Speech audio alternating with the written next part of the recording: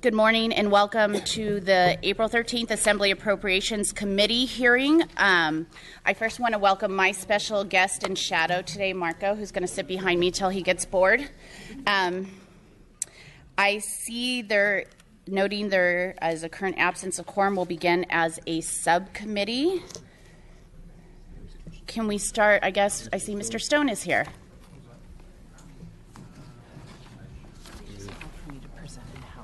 Okay.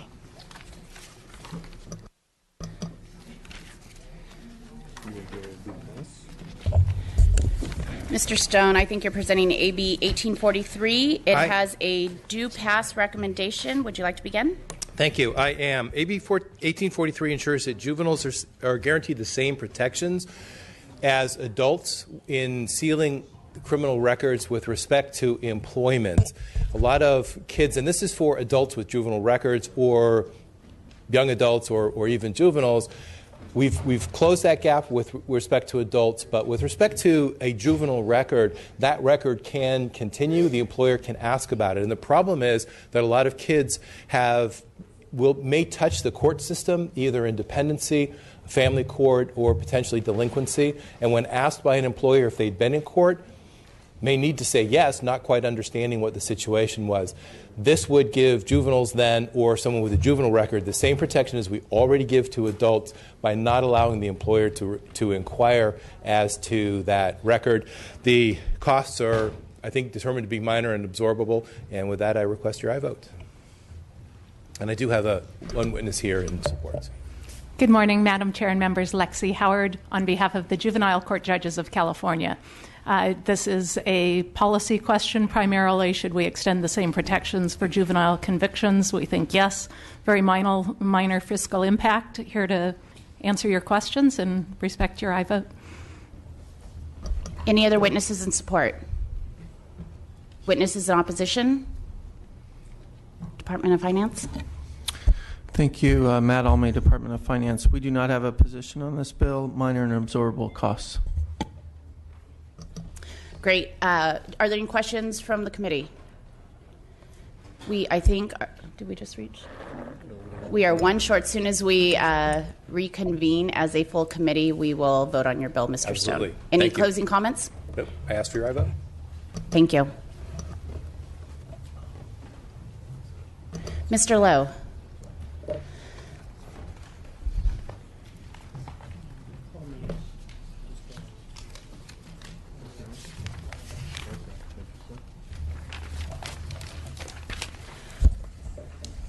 Mr. Lowe, you have two bills up. One is deemed a suspense candidate. Are you going to be presenting on 1970? 1970, if I might, please. This enjoys a due pass recommendation. You can begin when you would like. Thank you very much, Madam Chair. Each year, more and more voters are choosing to cast their vote by mail ballot. And in 2012, for the first time in a statewide general election, more than 50% have cast their ballots. And Second. I respectfully ask for aye vote. I don't think we can move the bill yet because we're still, let me see if we have a quorum.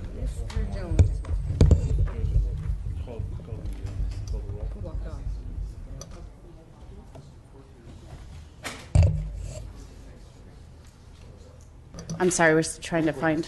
Oh, can you please call the roll, Madam Secretary?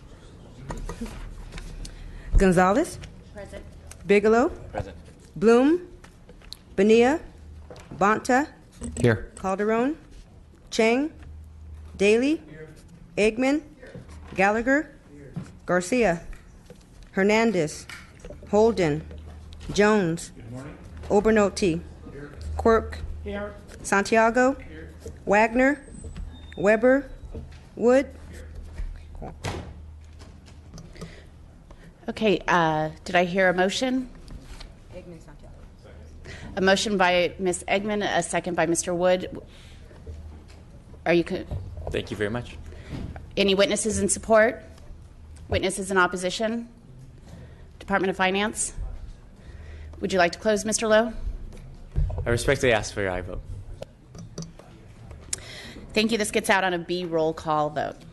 Thank you very much.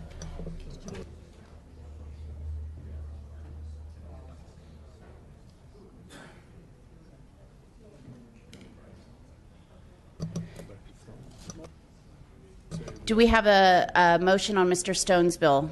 So moved.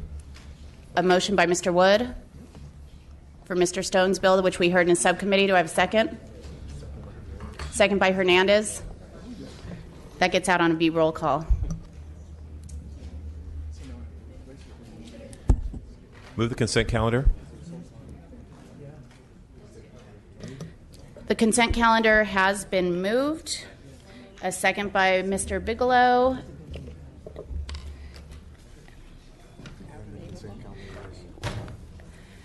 The consent calendar as requested to be read.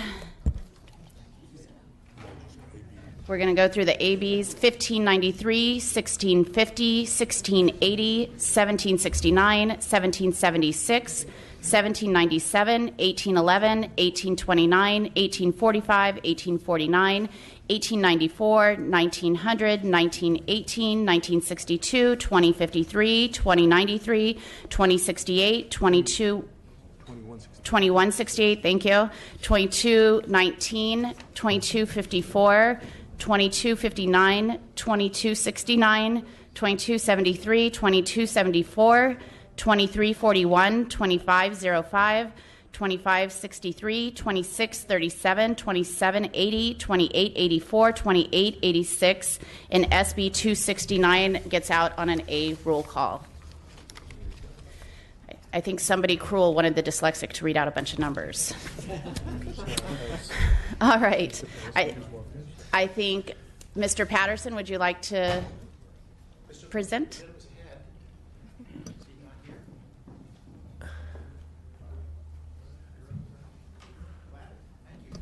Thank you.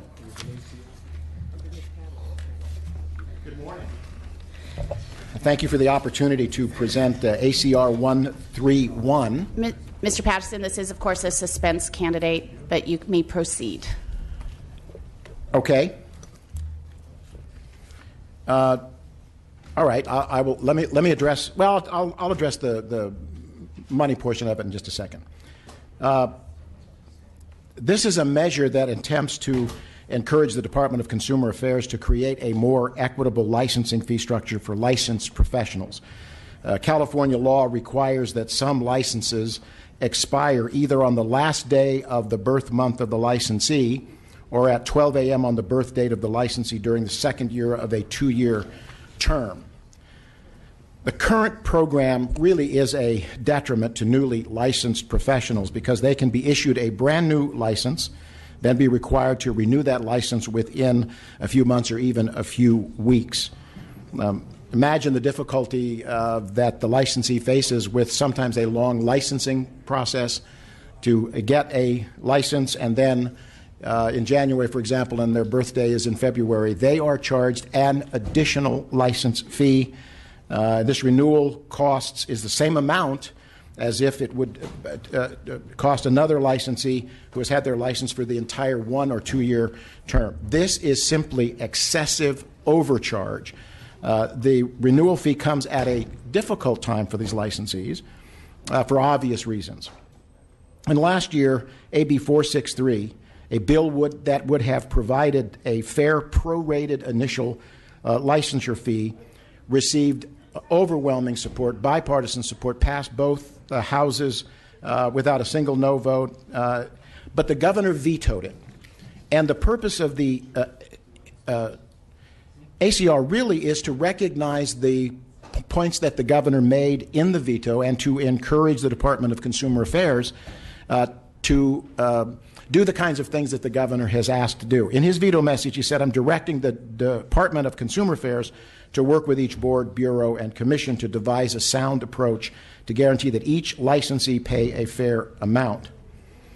I understand that if the department does what the governor has requested, there may be some costs involved with this. I want to address this as directly as I know how. The problem is that considering this to be lost revenue is really stretching the truth. This is overcharged money.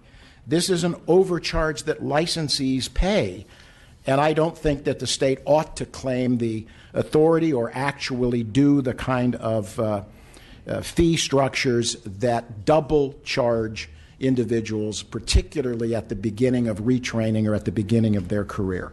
AC 131 states that the legislature encourages the Department of Consumer Affairs to act on the governor's veto statement to promote an equitable licensing fee program, and this really will help professionals at a time when they need it, and it will eliminate what amounts to really quite an egregious overcharge of these individuals. Appreciate the consideration, and I guess it's an appropriate description of the file it is going to, suspense, but I hope that you will end the suspense and pass the ACR when you consider it. Thank you very much.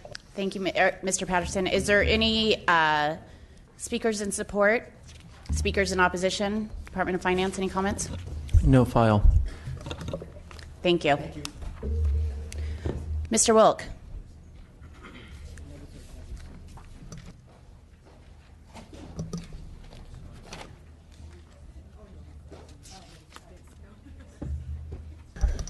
I may proceed.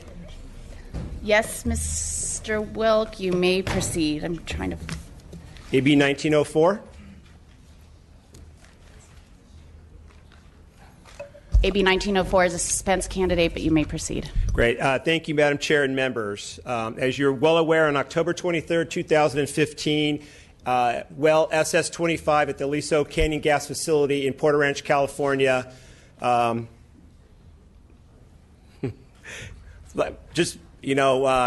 a leak of large proportions over 100 days before they were able to seal it. There's a lot of coverage on it in terms of the amount of methane that was spewed into the air, which obviously has an impact on our environment.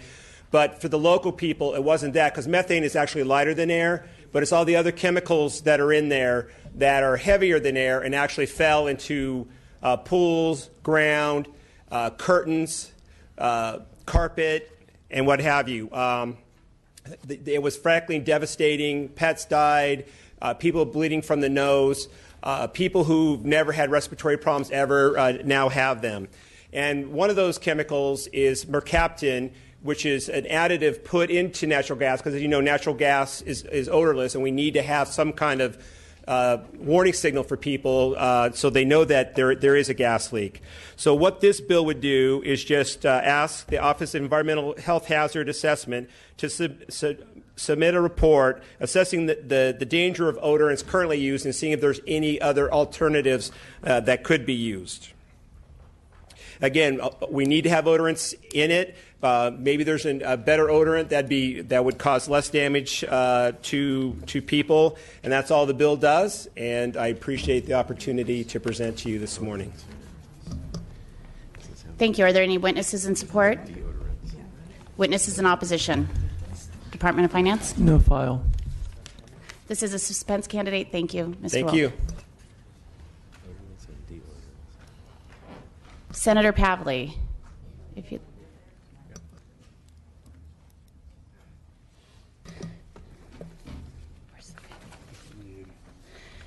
Senator Pavley, your SB 380 does enjoy a due pass with amendments to modify the PUC proceeding and public hearing requirements. Would you like to start by accepting the amendments? All right. And go ahead and proceed. Thank you very much Second.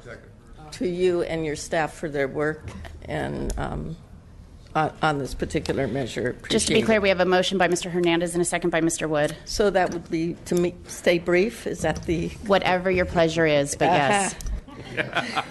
Yes. Yeah. Thank you, Mr. Bloom, for translating that for me into Senatese.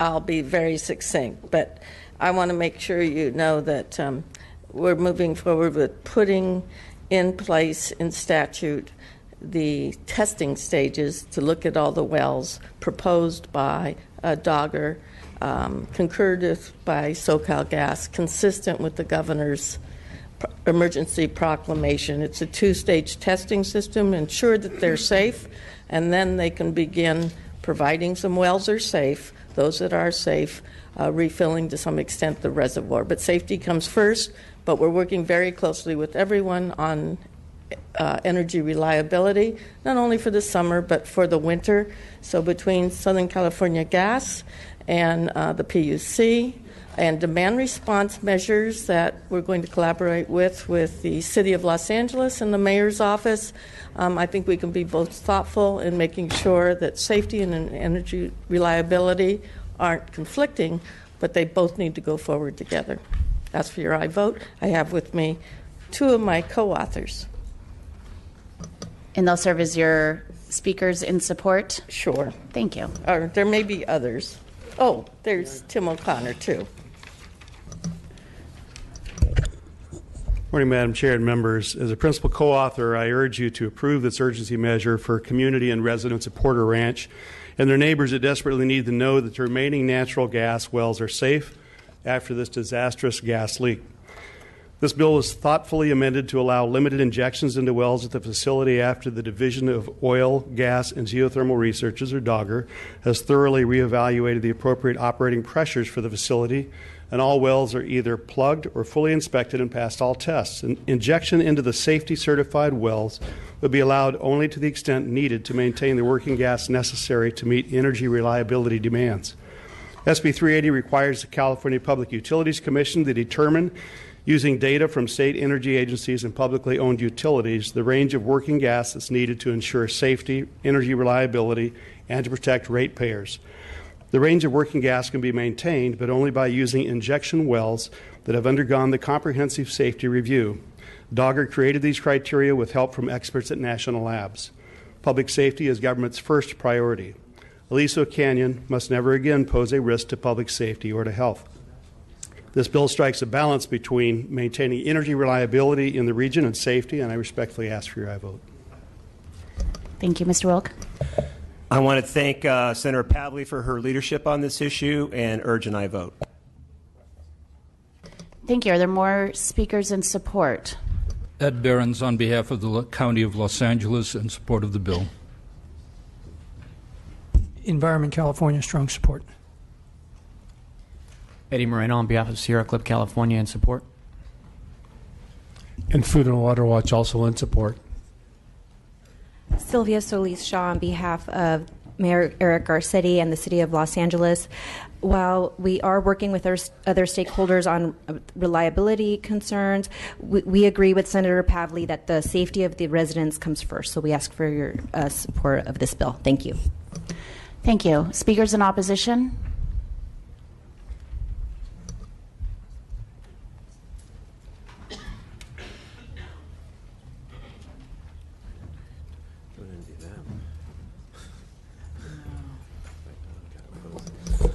Thank you, Madam Chairwoman, members of the committee. Michael Shaw of the California Manufacturers and Technology Association, here in opposition to SB 380.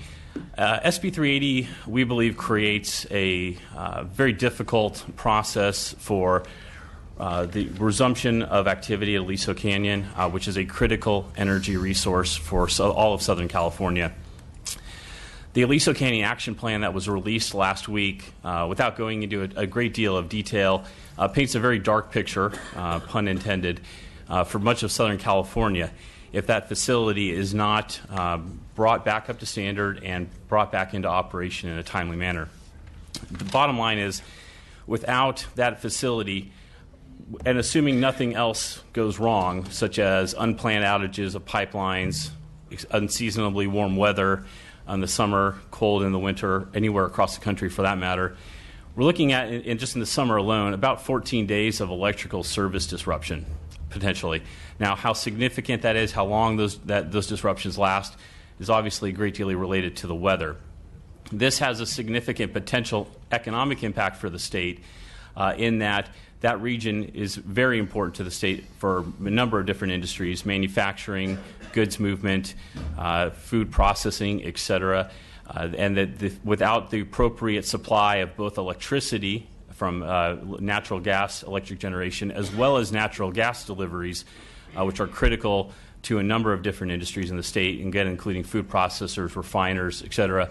The state risks significant economic impact resulting in reduced tax revenues, something in which manufacturers in particular look at as an issue of certainty. If they believe that there's affordable, reliable energy supply, both electric and natural gas in California, they're much more interested in coming to the state for a variety of reasons. However, if that is not certain, if they believe that's in question, and Aliso Canyon does raise that issue much more significantly, then we will see those facilities move elsewhere, not locate in California, and we will miss out on the opportunity to create those good-paying manufacturing jobs, as well as the tax revenue that goes along with that. Public safety is absolutely the paramount concern, and it needs to be addressed as such. The governor is beginning to move forward. The governor is beginning to move forward in a process, and we would encourage this committee to acknowledge that process and allow that to go forward in a timely manner. Thank you. Thank you. If we can keep it to about 2 minutes. Yeah, thanks. Quicker than that. Thank you, Madam Chair and members. Doug Subers on behalf of the Western States Petroleum Association. We're concerned from the perspective of transportation fuels. Refiners require a steady supply of natural gas and electricity to ensure that they can produce transportation fuels.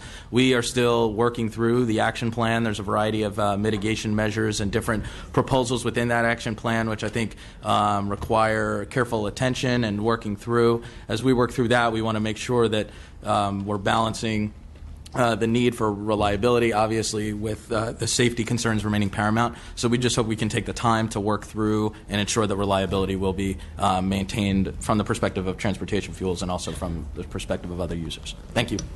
Thank you. Any other speakers in opposition? Just your name and title. And Amy Mago on behalf of the California Chamber of Commerce, also opposed unless amended. Thank you. See no more speakers in opposition. Department of Finance. No file. Thank you. We have a motion and a second. Are there questions? I know Mr. Obernolte was first up. Thank you, Madam Chair. Senator, I'm supporting your bill today. I do, however, have a concern, as I know a lot of people do, that this action would negatively affect the energy stability of Southern California. One of the amendments that you've been asked to take would allow injections into the Aliso Canyon facility if necessary to maintain the energy stability. And the response has been that should this become a problem, the governor has the authority under an emergency circumstance to order those injections. And I wonder if you would take a minute and talk a little bit more about that, because I'm interested in under what circumstances he would be allowed to do that, under what authority, and what actions he would be able to take. Thank you for that question. Page 5 in the analysis sort of touches on that in regards, the governor has some broad authority expressly relating to sudden and severe energy shortages, and it's reflected in the section in the code that they do that. He has that at any time, and he can exercise that. The administration decided, we've had conversations with them candidly, not to put this in this bill. This is allowed to go ahead. What we're trying to do is work very hard to make sure that Dogger and SoCal Edison investigate as promised all the wells on site. They have a 6-stage process. Some wells will go ahead if they're deemed safe. Others will be temporarily plugged and separated from the reservoir. This is April. Those first 2-stage testing will be done by the end of April. And those wells that are deemed safe enough not to leak and everything will undergo 4 more tests, and then they'll be operational. In the meantime, we need to ramp up the demand, sort of a demand response plan, working with the mayor's office, the CEC. And here's a statistic for you. Southern California Gas has $160 million of ratepayer money for energy efficiency. They've spent $3 million so far this year. They can do better than that. So we need everyone moving in the same direction, not leaving 32,000 residents hanging and wondering why government isn't at the minimal going to investigate those wells to ensure public safety so that they can come back in their homes. So this is carefully crafted to work within the governor's emergency proclamation and acknowledges, separate and distinct from this bill, he always has the authority to do what he thinks is best regarding energy reliability if some unforeseen circumstances happen. Sure. Well, we can't control pipeline breaks or earthquakes or anything else that may impede assuring safety of the residents and energy reliability. Don't conflict with each other, but work together. I agree with you on the need, and that's why I'm supporting your bill. But I do have this concern, and what I heard you say was that the governor could react to an energy shortage, and my concern is that that might be too late. We don't want to wait until there's an energy shortage. If we know that there was an energy shortage, we would want to make sure that we solve the problem. And so I'll be supporting your bill today, but that is a concern that I have. So thank you for the answer. Got it. Thank you. Ms. Bonilla? Thank you for bringing the bill forward, and I guess I hear the concerns. I had pretty much the same question, and thank you for explaining how the governor's response can work collaboratively with this bill going forward as well. And I guess I will be supportive of the bill because I really do believe that you as authors representing this area of the state have a very high interest and priority, not only on the safety for your residents, but also it's not in your interest to create a secondary crisis for them. So thank you for the bill and appreciate your attention to really getting the answers, getting them quickly, and providing a much higher level of safety for residents of California. Thank you. Thank you. Mr. Vice Chair. Thank you very much, and Senator Pavley. I do want to echo many of Ms. Bonilla's comments there with respect to this bill, but I do have a couple of questions here, and I also want to appreciate the fact that you are really trying to work for your district. So is there anything in this bill that would stop the independent gas storage providers who store natural gas from doing what they do? For example, I have one in my district, and it's my understanding that the wells and have always this bill been, only applies to Aliso Canyon. That's shortening up my question a great deal. Okay. I want to make sure that this is only Aliso, because there's a lot of concern with a lot of providers out there that this bill may, in fact, go farther than that. They may have some issues or questions regarding other bills, but this particular moratorium is on making sure those 114 wells at Aliso Canyon are safely inspected. Thank you for making that direct point, and that's what I wanted to hear. I appreciate that. Mr. Quirk. I'd just like to add that while Aliso Canyon is our focus right now, this could happen in any of the underground storage facilities in the state, and we are going to need to move forward on that. But again, this bill is strictly for Aliso Canyon because of the devastation that all the residents there have felt.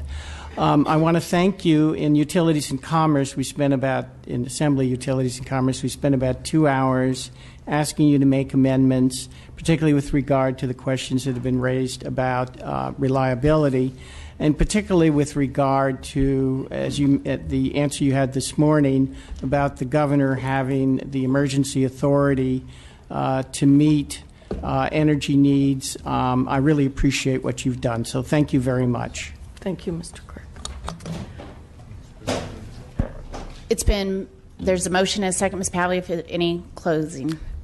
Real briefly, there's still 15 billion cubic feet left in the reservoir for short-term needs during the long, hot summer. We can get this right. We can do both. Thank you very much for your support and the analysis your committee has provided. Ask for your aye vote.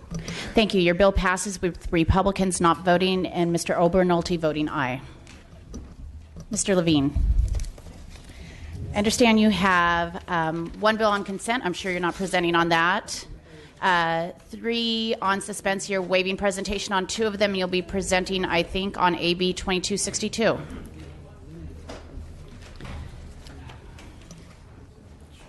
Thank you, Madam Chair, and you are correct. I am waiving presentation on both consent and 2 bills that are on suspense. So thank you very much for your time this morning. I'm honored to be joined by Assemblymember Lowe, and this bill, AB 2262, will give courts discretion during sentencing to consider mental health treatment for individuals who are diagnosed with a mental illness.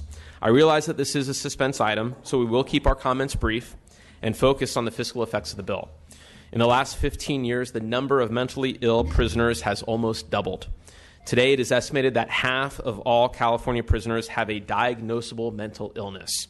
In fact, 10 times as many mentally ill people are in prisons and jails today than are in mental health treatment facilities. There is no doubt that failure to consider mental illness in sentencing has exacerbated California's costly prison problems. To address this, some counties have created mental health courts. In these counties, mental health court participants have significantly lower recidivism rates, often reintegrating into their community in a productive way. This has resulted in a savings of $7 in corrections costs for every $1 on mental health treatment. On the whole, when those with mental illnesses get treatment, they get better. This directly results in notable cost savings. And I'd like to introduce my joint author, Mr. Lowe. Thank you very much. I just want to briefly mention that we recognize the cost factor, but also wanted to indicate the importance of mental health as a consideration. And this is not a mandate, but it yet allows a judge to use this as a consideration in determination. So respectfully ask for your consideration. And our other joint author, Mr. Thurmond, unfortunately is not able to join us today, but we do have in support of the bill Anna Hasselblad, Public Policy Director of the Steinberg Institute, and Michael Romano, Director of the Stanford Law School 3 Strikes and Justice Advocacy Project from Stanford Law School. Say it one more time. Stanford Law School. I like Stanford. 2 minutes each, please. Thank you. Good morning. My name is Anna Hasselblad with the Steinberg Institute. AB 2262 will go a long way towards breaking the cycle of criminal involvement for those living with a mental illness. This bill will result in significant savings to the criminal justice system as well as to the public health system of California. When released from custody, parolees with mental illness who do not receive mental health treatment have notably higher recidivism rates. This creates a revolving door of very high-cost individuals remaining in the criminal justice system and not accessing the treatment they need to become productive citizens.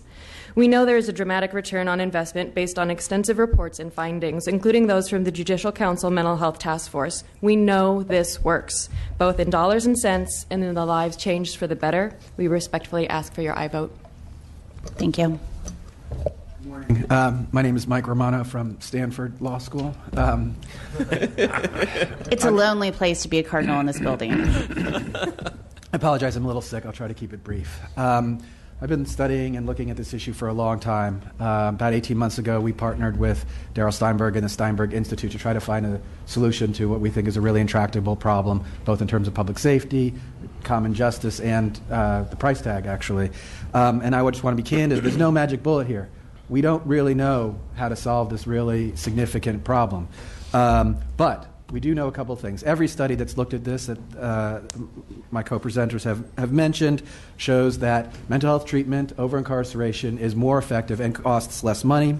I want to emphasize 2 financial savings. First of all, putting somebody in mental health treatment is actually cheaper than putting them in jail or prison. And number 2, it reduces their long-term recidivism rate. So there's short-term savings and long-term savings, I believe, net with this bill. We know what doesn't work. And that's what we're currently doing. The last needs assessment by the Department of Corrections found that the mental health population is going up within the prison system, and they're going to be requesting more beds, more money, and more effort to try to solve this problem. I think that our bill both is a step in the right direction for justice, but also fiscally. Thanks. Thank you. Yeah, I recognize this is a suspense candidate, and if this committee approves the bill, Mr. Thurmond, Mr. Lowe, and I will work directly with this committee to adopt the amendments recommended by Public Safety and the Appropriations Committee, if there are some, to make this bill work for you. Thank you so much for your consideration.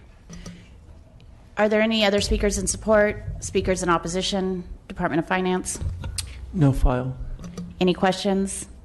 Thank you, Mr. Levine. And Thank you very much, Madam Chair and members. Thank you. Mr. McCarty, I think you have AB 1594. It enjoys a 2-pass recommendation.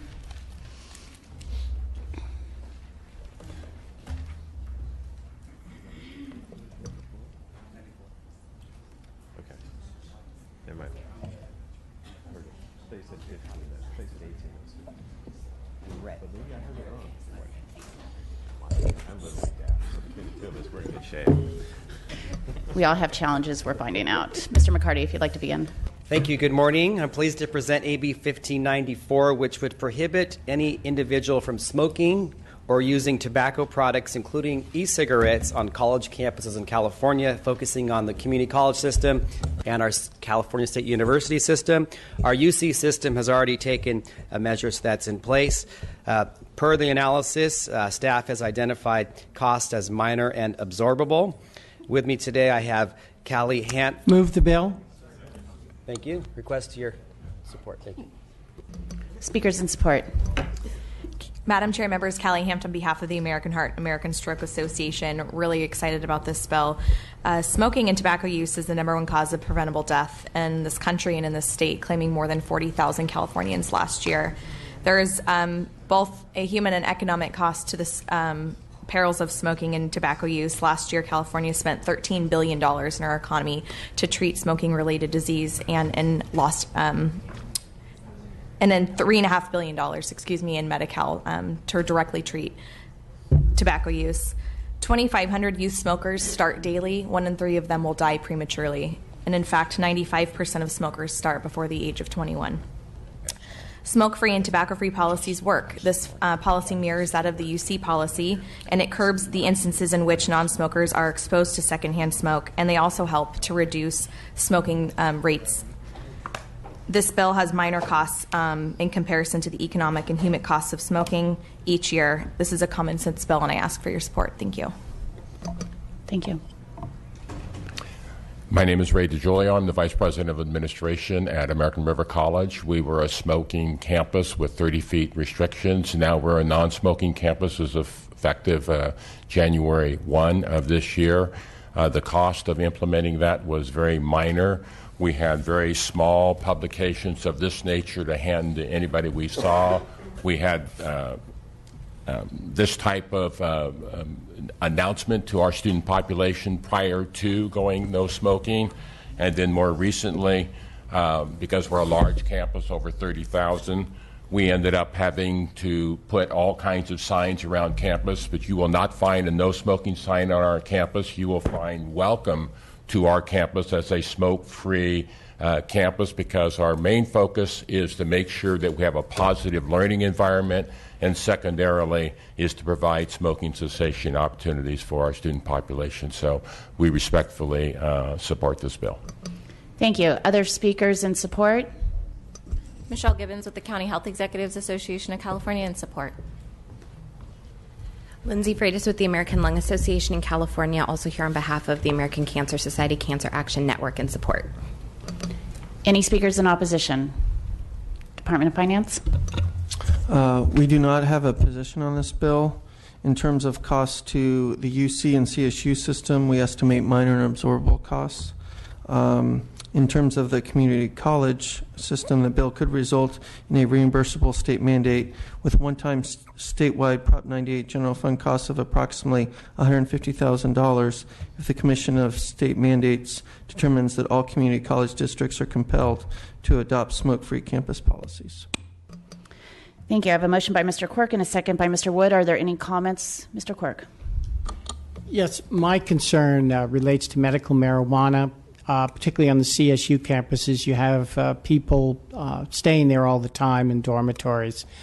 Would your bill allow for someone who was, say, suffering from end-stage cancer and taking marijuana as a way of keeping their appetite up and otherwise treating the pain of late cancer? Would you have some sort of an exception for that?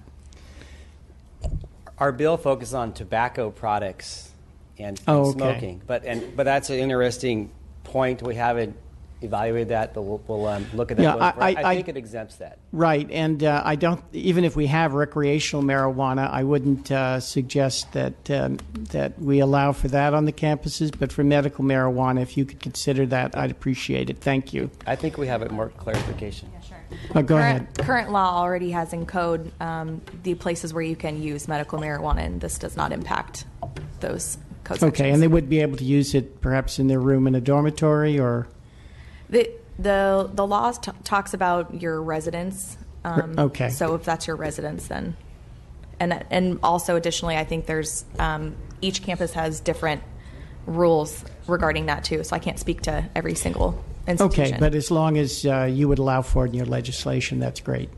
And we could potentially look to clarify that as we move forward. Thank you very much. Mr. Obernolte. Thank you, Madam Chair. Mr. McCarty, I'm supportive of the idea of smoke-free campuses. However, my concern is that our campuses are already empowered to individually make themselves smoke-free if they so choose, as your witness has testified. So I'm wondering why it's necessary to do this at a statewide basis. Sure. We talked about that, but we thought more clarity is a better policy. For example, on community colleges, many students attend more than one community college. Faculty members teach at more than one community college. So we thought a statewide system rather than patchwork was the best approach here. All right, thank you. Seeing no other comments, your bill gets out on a B-roll call. Thank you. You knew that. Thank you. Ms. Irwin.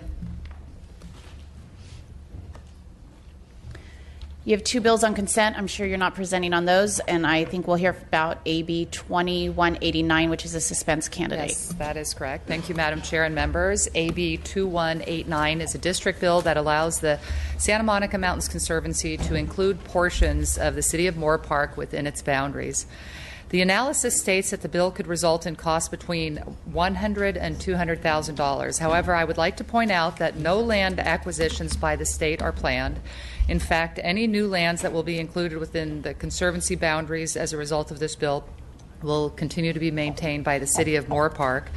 We asked the Conservancy how much money this would cost, and they said it will cost them nothing. So based on this, there should be no administrative costs, and I hope you will consider this while the bill is on suspense. Thank you, Ms. Irwin. Are there any witnesses in support? Thank you. Witnesses in opposition, Department of Finance? We do not have a position on this bill. Minor and absorbable costs. Thank you. Any questions from members? Thank you. That will be moved to suspense. All right, thank you. Mr. Ridley Thomas.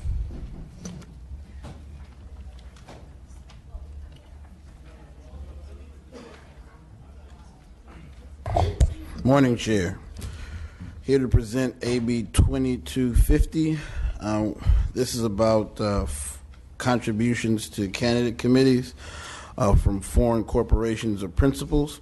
We already have a, thank you. We already have a ban on ballot measure activities receiving support from foreign corporations and principals. This does not extend to candidate elections. I think it's just an inadvertent omission in the law. AB 2250 would correct this. Move the bill. With that, I would respectfully request a nay vote and thank the committee and the chair for your consideration. Thank you. We have a motion by Mr. Quirk and a second by Mr. Daly. Speakers in support. I'll make this quick. Madam Chair, members of the committee, Philip Ong on behalf of the Fair Political Practices Commission, our bipartisan commission, voted in March to support this bill that allows our commission to have concurrent jurisdiction on this issue. Without this bill, we would rely on the FEC to enforce candidate elections here in the state. And as we all know, the FEC is not necessarily working the way I think everybody envisioned. So thank you. Any other speakers in support? Speakers in opposition? Department of Finance? No file. Any comments from members?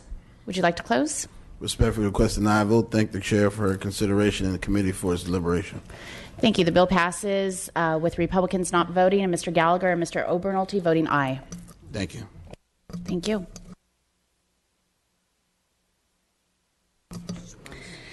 That concludes our calendar. We are going to announce the bills that have been moved to suspense because somebody out there loves me.